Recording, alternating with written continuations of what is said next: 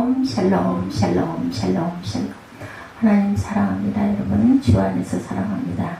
잠언 13장 1절에서 11절까지의 말씀, 지혜로운 말 우리 살펴보도록 하죠. 1절부터 11절까지 천천히 한번 봅니다. 지혜로운 아들은 아비의 훈계를 들으나 거만한 자는 꾸지람을 즐겨 듣지 아니하느니라.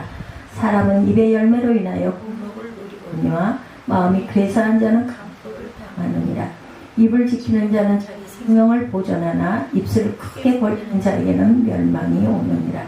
게으른 자는 마음으로 원하여도 얻지 못하나 부지런한 자의 마음은 풍족함을 얻느니라. 의인은 거짓말을 미워하나 악인은 행위가 흉악하여 부끄러운 데 이르느니라. 공의는 행실이 정직한 자를 보호하고 악은 죄인을 패망하게 하느니라. 스스로 부한 채 하여도 아무것도 없는 자가 있고 스스로 가난한 채 하여도 재물이 많은 자가 있느니라.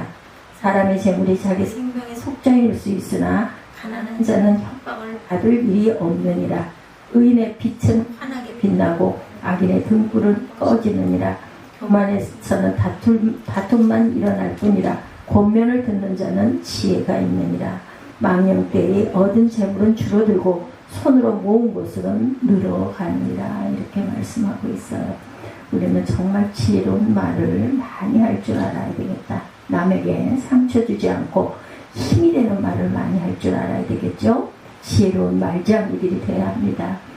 첫째로 말은 무엇인가. 우리가 자신을 나타내고 또 다른 사람들의 관계를 만들고 학문과 예술과 과학 등을 만들어내는 것이 또한 말이기도 합니다. 따라서 말이 없다면 인간은 인간일 수가 없어요.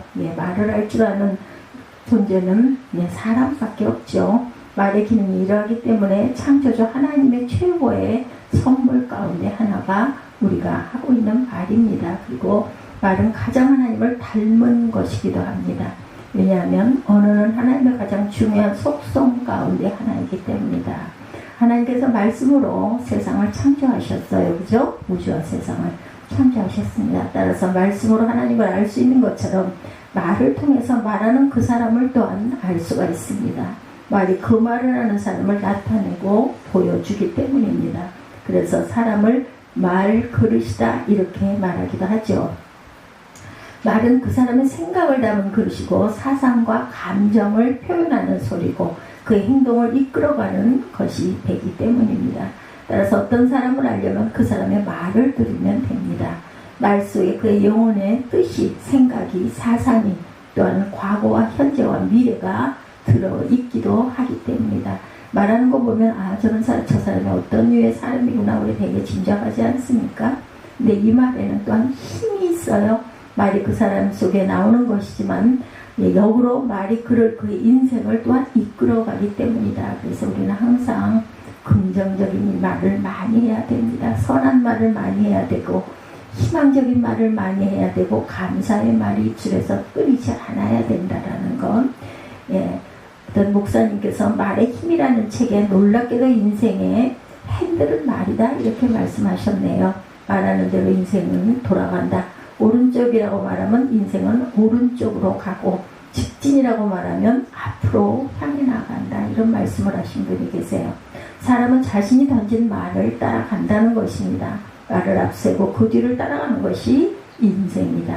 그런데 말은 말하는 그 사람만의 문제로 또한 끝나지를 않죠.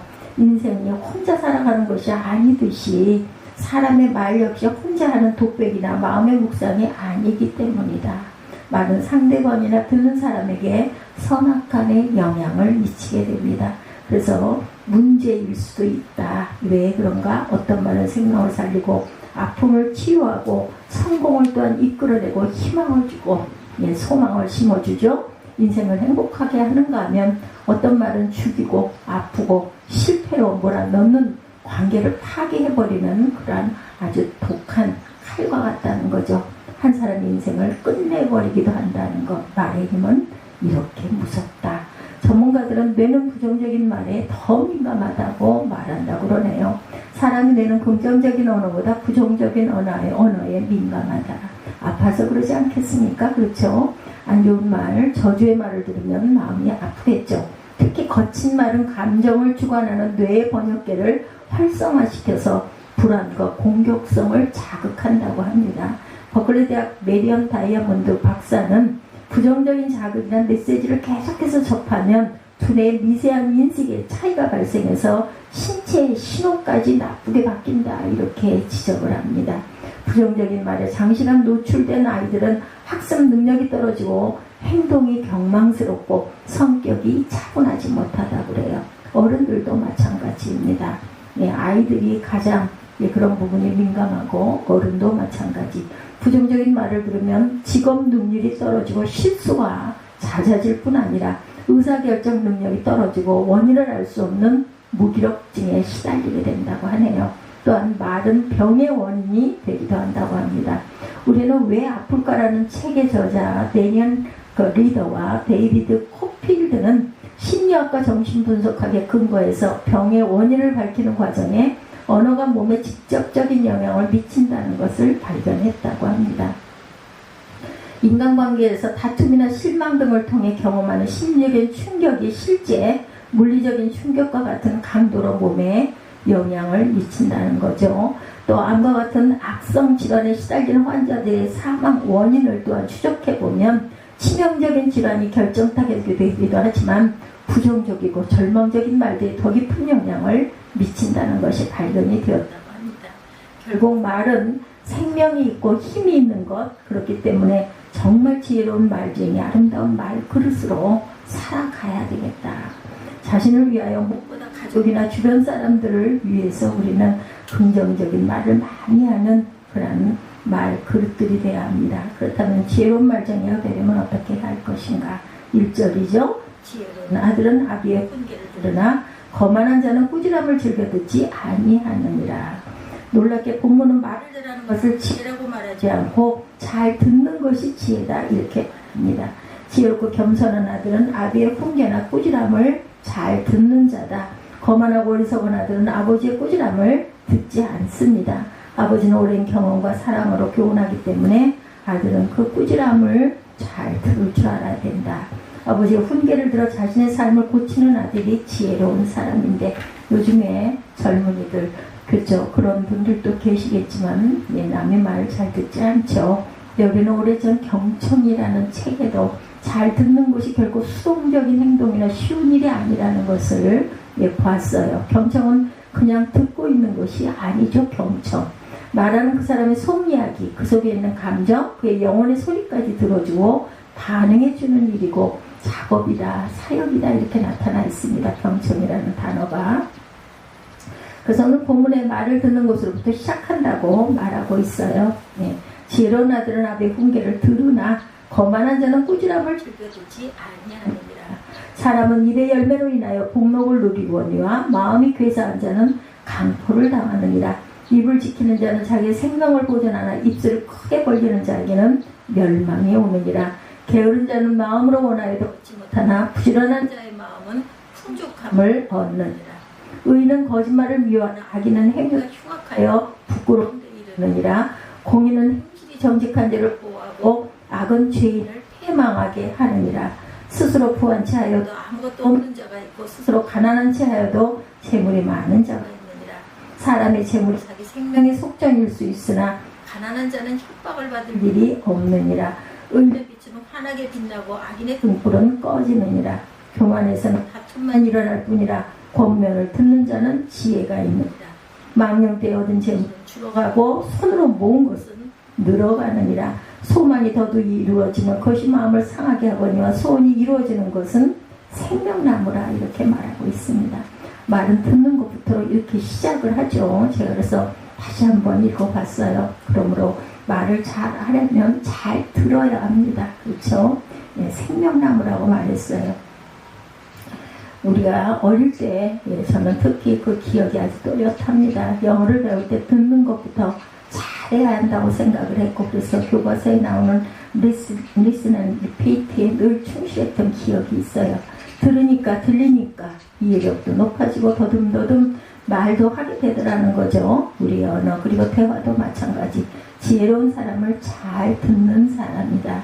오늘 본문에 복을 부르는 입술이 있고 자신의 생명을 보존하며 다른 사람의 생명을 살리는 말이 있다, 이렇게 말하고 있죠. 그렇기 때문에 입에 파수꾼을 세워서 신중히 말하는 자는 자신의 생명을 보존하고 다른 사람에게 또한 생명을 전달해 줄 수가 있다. 살린다. 그렇지만 사람은 엉겁결에 나도 모르게 거짓말을 또한 할 때도 있습니다. 또 그 좋지 않으니까 말해봐야 아플 테니까 말을 돌려서 하기도 합니다. 그러나 그 결과가 좋지 않다. 거짓말을 하는 자는 강포를 당한다고 말하고 있어요. 또 다른 말의 폭력이나 혹은 물리적인 폭력을 또 당할 수도 있기 때문이다. 결국 함부로 거짓말을 하는 자는 멸망을 당한다. 그래서 5, 6절에 의인은 거짓말을 미워하나 악인은 행위가 흉악하여 부끄러운 데에 이른다. 이렇게 말하죠. 하나님을 경외하는 의인은 거짓말을 미워하고 진실을 사랑해야 합니다. 바른 말, 옳은 말, 정직한 말을 해야 되겠다. 그러면 하나님께서 알고 보호해 주신다. 그러나 악인은 거짓을 말하고 결국 행동도 악합니다. 그리고 스스로 망해요. 굳이 하나님께서 개입하실 필요도 없습니다. 그걸 뭐라고 그래요? 자멸이라고 해요. 자신이 자초해서 멸망의 길로 간다. 그러면 지혜로운 사람, 의인은 왜 겸손할까? 하나님을 알고 자신의 부족함을 알고 다른 사람을 존중하기 때문입니다. 겸손한 거죠. 10절에 교만한 사람은 자신이 잘났다고 다른 사람을 무시하고 다른 사람과 다툼을 일으킨다. 이렇게 말합니다. 교만해서 다툼이 일어날 뿐 아니라 권면을 듣는 자는 지혜가 있다고 말하죠. 망령되이 얻은 재물은 줄어가고 손으로 모은 것은 늘어간다. 소망이 더욱 이루어지면 그것이 마음을 상하게 하거니와 소원이 이루어지는 것은 생명나무라. 결국 사람의 말, 그 사람의 언어는 그 사람의 여호와 경외심을 그리고 다른 사람을 존중한다라는 것을 말씀 속에서 우리에게 깨닫게 합니다. 그러므로 하나님을 경외하는 사람, 하나님을 경외하며 그의 말씀에 귀를 기울이는 사람이 말을 잘할 수가 있다. 그리고 다른 사람 앞에 겸손한 사람이 또한 말을 잘합니다. 다른 사람의 말을 먼저 들어주기 때문에 잘 들을 줄 알아야 돼요. 하나님의 말씀을 먼저 담고 다른 사람의 말을 먼저 담는 사람은 그 속이 깊어져서 그의 말은 마치 이른 아침 맑은 우물가에서 퍼올린 시원한 생수와 같다. 이러한 아름답고 복된 말장이들이 다 되시기 바랍니다. 또한 지혜로운 청지기가 되라고 말씀합니다. 두 번째 주제, 돈, 물질, 돈이 무엇일까? 부소득, 헌금, 가상화폐인 코인, 학문적인 통화량, 자산, 자본, 부채 등 돈의 이름이 아주 많습니다. 그 말은 돈이 우리 삶에 깊이 밀착되어 있다는 거 아주 중요하죠. 생활하는 데 꼭 필요한 필수입니다. 아무튼 돈을 벌지 않는 돈을 벌 수 없는 사람은 있어도 돈 없이 살 수 있는 사람은 없습니다. 자본주의 사회에 돈만큼 중요한 것은 없을 정도죠. 돈으로 해결되지 않는 것이 거의 없을 정도라는 것입니다. 근데 돈을 사용하는 것은 인간이고 인간이 돈을 사용하기 때문에 돈에는 사람의 사상이 들어가고 감정이 들어가고 꿈과 희망이 들어가고 오늘이 들어가고 또한 내일이 들어간다라는 것 중요하죠. 거기다 돈은 그 어떤 인간관계에도 통하는 힘이 있고 나라와 나라 간에도 힘을 가집니다. 또한 돈은 인생의 성취욕 또는 성공을 드러내는 결과물로 여겨져서 돈의 잣대로 인생을 재기도 합니다. 이러한 돈은 시간과 상황의 맥락에 구속을 받지 않고 세월의 풍화작용에도 끄떡이 없이 갑니다. 꼭 필요하죠. 그러다 보니 사람은 돈에 집착합니다. 이 무소불위의 절대자의 돈을 붙잡으려고 합니다. 우리 모두는. 그러나 돈은 양면성을 가지고 있죠. 어떤 학자는 말하기를 돈이 없는 사람은 화살이 없는 활이다 이렇게 말해요. 돈이 있으면 용이 되고 돈이 없으면 벌레가 된다. 이런 극한 말도 합니다. 돈 앞에서 부모 자식도 남남이다. 돈이 말하면 진실이 침묵한다고 말하네요. 지갑에 돈이 있으면 어때요? 절대로 목이 잘리지 않는다. 돈이 있으면 용감해지고 돈이 없으면 슬프다. 이런 말까지 있습니다. 돈을 너무 가까이 하면 돈에 눈이 멀어져서 올바른 삶의 자세를 잃지만 반대로 돈을 멀리하면 처자식에게 천대받고 인간관계가 소홀해진다. 이렇게 말합니다. 돈이 있으면 못나도 악해도 사랑을 받으나 돈이 없으면 아무리 외모나 능력이 뛰어나도 사랑을 받지 못한다. 그래서 어떤 분은 돈은 최선의 하인이자 최악의 주인이다 이렇게 말하기도 하네요. 그렇죠? 의미가 있습니다. 최선의 하인이자 최악의 주인이다. 돈이 있으면 못할 것이 없으니 인생을 풍요하고 풍성하게 만들어줄 거니 최선의 하인, 종이라는 말입니다. 오죽하면 돈을 가지면 악마의 시중도 받을 수 있다는 말이 생겼다고 그러죠. 돈은 인간을 변질 타락시키기도 한다. 돈은 바닷물과 같습니다. 마시면 마실수록 갈증이 더 납니다. 돈은 많아질수록 더 많이 가지려는 욕심이 생긴다. 그래서 돈은 하인으로, 종으로 절대로 머물지 않습니다. 결국 돈이 주인이 되어서 사람을 부리기도 한다. 사람이 술을 먹다가 술을 먹고 결국 술이 사람을 먹는다는 말처럼 돈 역시 처음에는 사람이 돈을 먹으나 결국 돈이 사람을 지배해서 그 사람을 돈의 순례자로 만들어버린다. 성경에 말하죠. 디모데전서 6장 10절입니다. 돈에 대한 사랑은 일만하게 뿌리라고 말하고 있어요. 근데 오늘 본문에 이 돈에 대해 뭐라고 말해요? 4절에 게으른 자는 마음을 원하여도 얻지 못하나 부지런한 자의 마음은 풍족함을 얻느니라. 돈 물질과 관련해 성경이 말하는 것은 보다 근본적인 것을 말합니다. 돈에 많고 적은 부자로 살 것이냐 가난한 사람으로 살 것이냐 하는 것보다 그 삶에서의 부지런함을 먼저 강조합니다. 얼마나 성실하게 부지런하게 살아가느냐는 것이 우선이고 돈은 그 다음 문제라는 거죠. 하나님과 사람 앞에 지혜로운 사람은 돈을 잘 다루기 이전에 자기 삶을 잘 다루는 사람이다.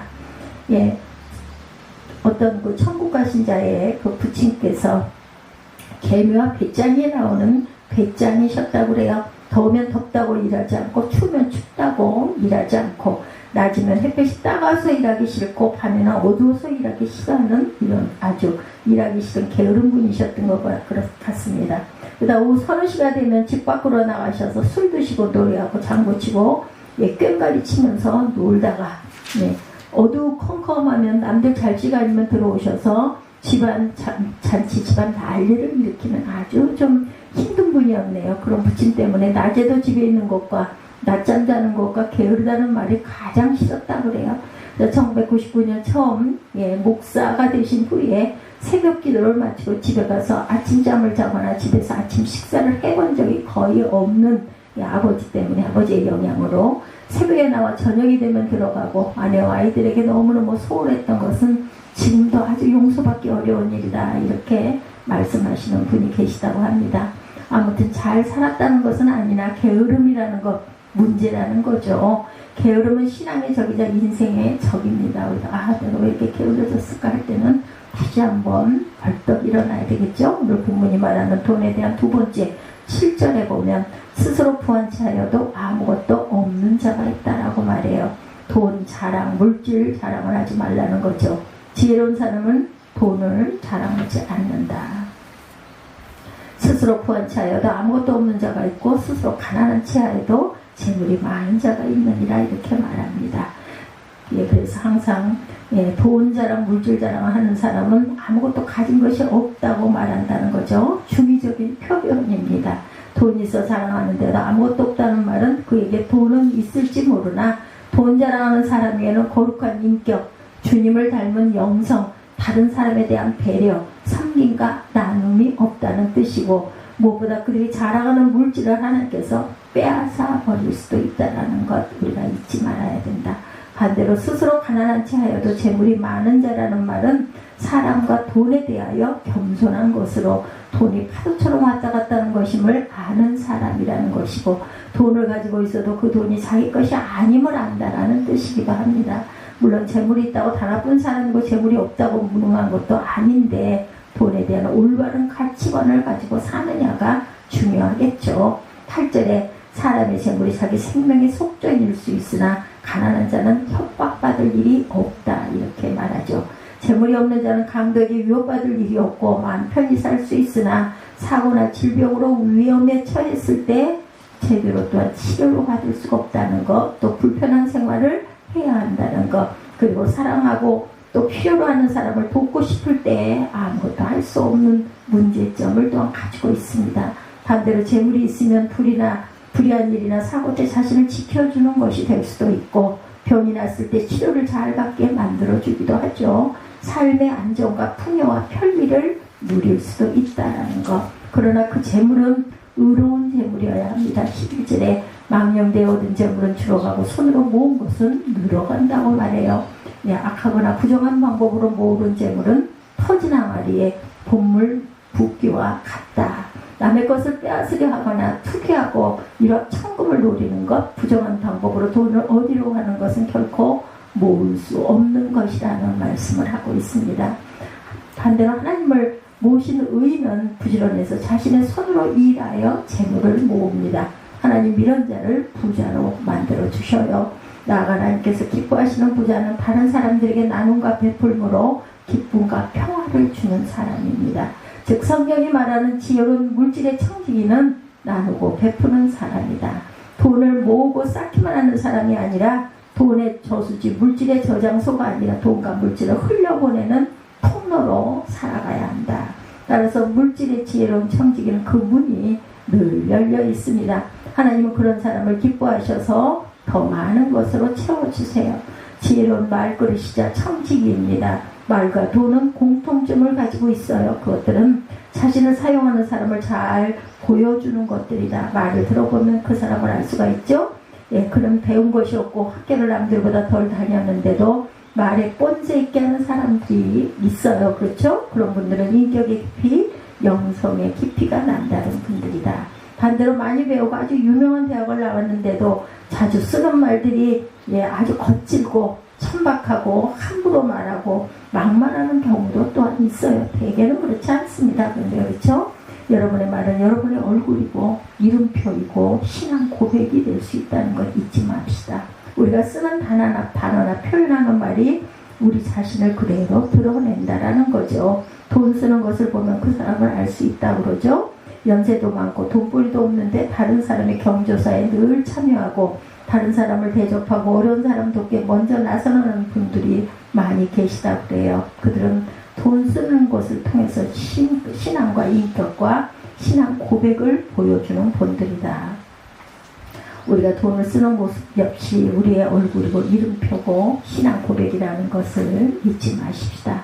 그러면 말과 돈을 통하여 드러나는 여러분의 얼굴, 저와 얼굴이 아름답고 신령하고 복된 것이 될 수 있기를 주님의 이름으로